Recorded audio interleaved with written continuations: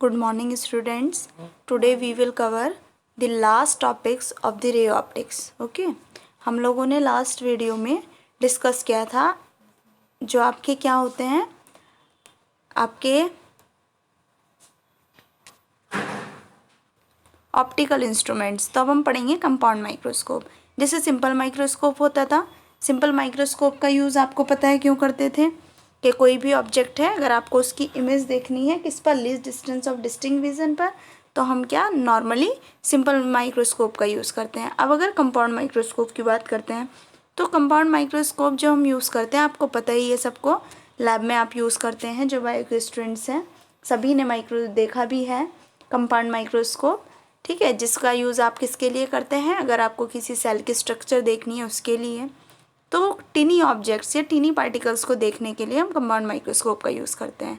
दो पार्ट्स इसमें मेन होते हैं, एक आपका ऑब्जेक्टिव लेंस होता है जहाँ पर आपका ऑब्जेक्ट प्लेस होता है, एक आपका आई पीस होता है जहाँ से हम देख रहे होते हैं। ठीक है, तो ये कंस्ट्रक्शन है। हम कह रहे हैं ऑब्जेक्ट कहाँ रखा होगा, हमारा ऑब्जेक्टिव लेंस के पास। तो ऑब्जेक्टिव लेंस के पास रखा है तो इमेज बन रही है उसकी ए डैश बी डैश। ये ए डैश बी डैश जो है आई पीस से अगर हम देखेंगे तो ये उसकी एक वर्चुअल इमेज क्रिएट करेगा, इस छोटे से ऑब्जेक्ट की वर्चुअल इमेज क्रिएट करेगा A double dash B double dash.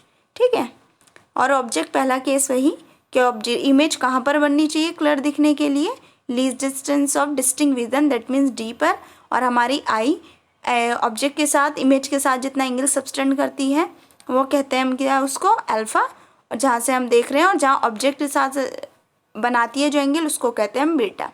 तो वही मैग्नीफाइंग पावर लिखेंगे हम H dash upon H we upon you. ठीक है, आई पीस के लिए दोनों वही है। आई पीस जो है नॉर्मल क्या कहलाएगा भाई, आपका सिंपल माइक्रोस्कोप। उसके लिए ऑलरेडी आपको पता है मैग्नीफाइंग पावर कितनी होती है, D upon U he.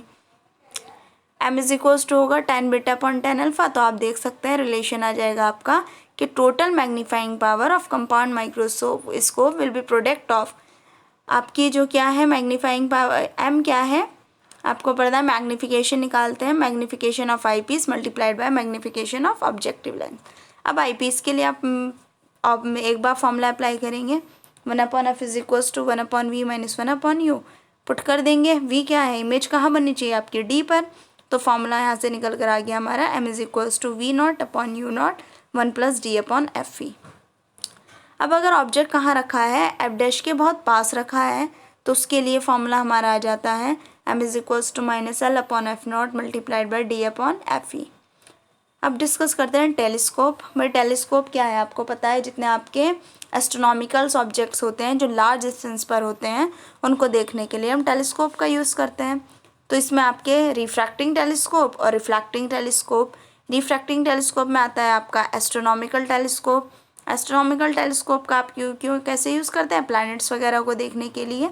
Terrestrial telescope, it is use to see distance object on the surface of earth, the final image form is erect one. ठीक है, एस्ट्रोनॉमिकल टेलीस्कोप में केस फर्स्ट आता है आपका जब फाइनल इमेज आपकी वहीं बन रही है least distance of distinct vision पर।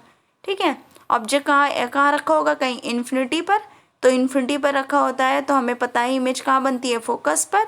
ठीक है, इमेज फोकस पर बनती है तो दूसरे वाले के भी क्या निकाल देंगे हम, इसी तरह से मैग्नीफाइंग पावर निकाल देंगे, और मैग्नीफाइंग पावर निकल कर आ जाएगी m is equals to -f_o upon f e 1 + f e upon d. इसी तरह से जब फाइनल इमेज बन रही है हमारी इन्फिनिटी पर, तो ऑब्जेक्ट कहाँ रखा होना चाहिए, फोकस पर, तो इमेज कहाँ बनेगी, इन्फिनिटी पर।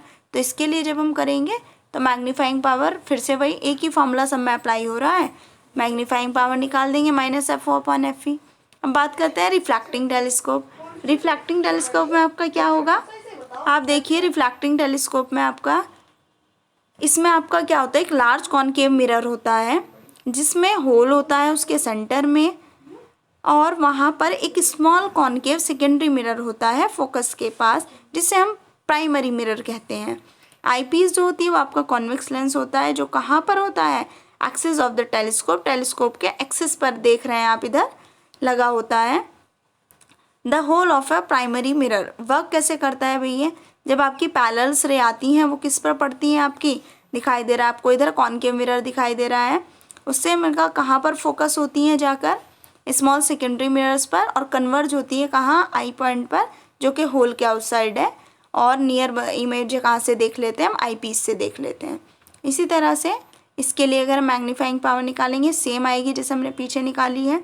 एडवांटेजेस क्या है कि telescope, refracting telescope over refracting telescope.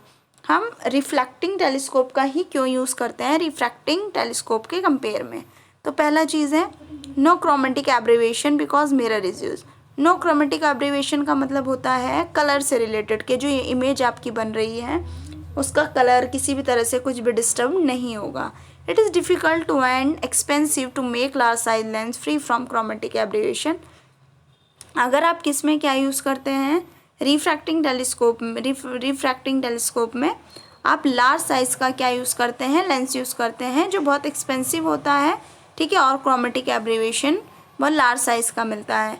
High resolution can be obtained by using mirror of large aperture, ठीक है। तो ये रीजंस हैं कुछ। चैप्टर आपका कंप्लीट हो गया है। हम नेक्स्ट टर्न पर इसकी एनसीईआरटी एक्सरसाइज आप लोग सॉल्व कर लेंगे। अगर किसी को क्वेरी होगी तो वो डिस्कस कर लेंगे। ओके।